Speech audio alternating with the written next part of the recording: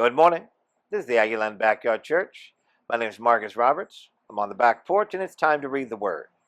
Today, John chapter 7. After this, Jesus went around in Galilee. He did not want to go about in Judea because the Jewish leaders were there looking for a way to kill him.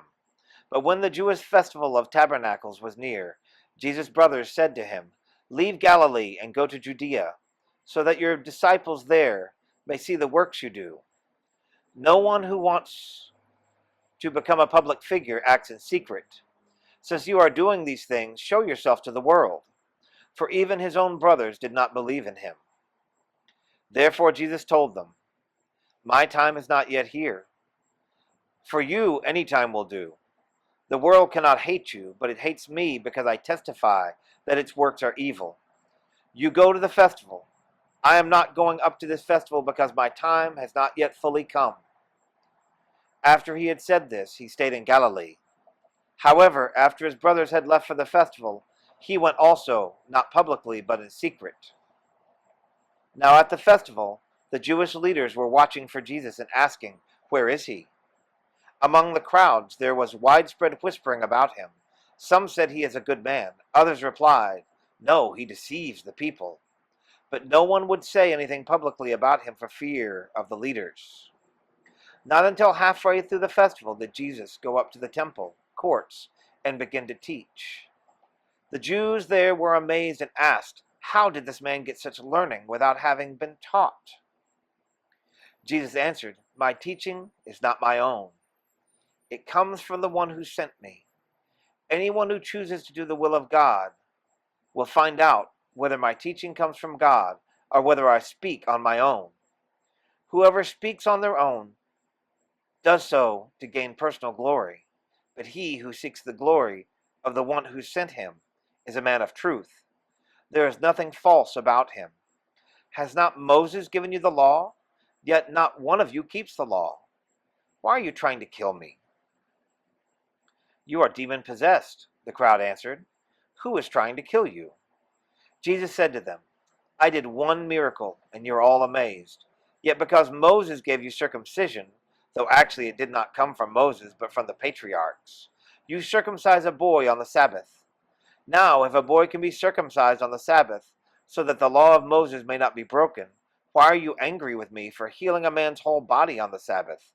Stop judging by mere appearances, but instead judge correctly." At that point, some of the people in Jerusalem began to ask, isn't this the man they are trying to kill? Here he is speaking publicly, and they are not saying a word to him. Have the authorities really concluded that he is the Messiah? But we know where this man is from. When the Messiah comes, no one will know where he's from. Then Jesus, still teaching in the temple courts, cried out, "Yes, you know me, and you know where I am from. I am not here on my own authority, but he who sent me is true. You do not know him, but I know him, because I am from him, and he sent me." At this they tried to seize him, but no one laid a hand on him, because his hour had not yet come. Still many in the crowd believed in him. They said, "When the Messiah comes, will he perform more signs than this man?" The Pharisees heard the crowd whispering such things about him. Then the chief priests and Pharisees sent temple guards to arrest him. Jesus said, "I am with you only for a short time, and then I am going to the one who sent me. You will look for me, but you will not find me, and where I am you cannot come." But the Jews said to one another, "Where does this man intend to go that we cannot find him? Will he go where our people live scattered among the Greeks, and teach the Greeks? What did he mean when he said, 'You will look for me, but you will not find me, and where I am you cannot come'?" On the last and greatest day of the festival, Jesus stood and said in a loud voice, "Let anyone who is thirsty come to me and drink. Whoever believes in me, as Scripture has said, rivers of living water will flow within him." By this he meant the Spirit, whom those who believed in him were later to receive.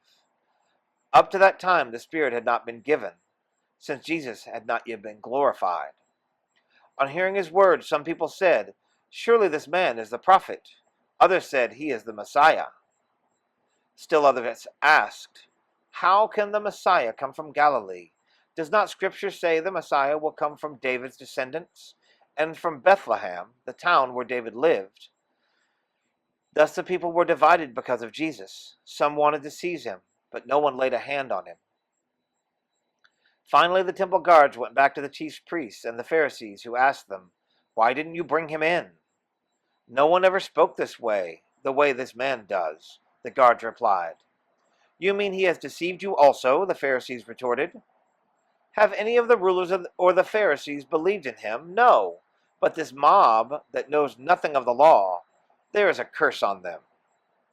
Nicodemus, who had gone to Jesus earlier, and who was one of their own number, asked, "Does our law condemn a man without first hearing him to find out what he has been doing?"